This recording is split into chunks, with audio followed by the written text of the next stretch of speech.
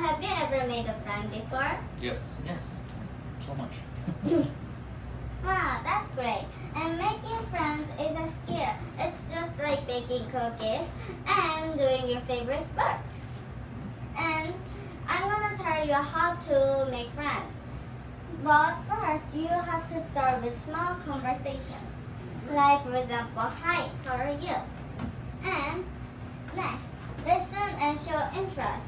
Talking is not enough, and you have to nod and respond or give comments or ask questions, and you have to smile and show interest. And be patient and respectful. Friendships don't happen always quickly. So be open to making friends who might be different from you. And you have to make friends. And that takes so many times. Sometimes. And in conclusion, making friends isn't always easy.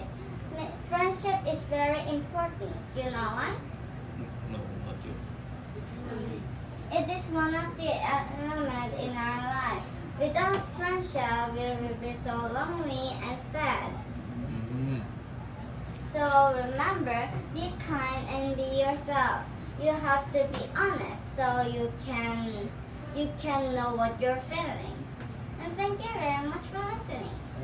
Okay, Dahir.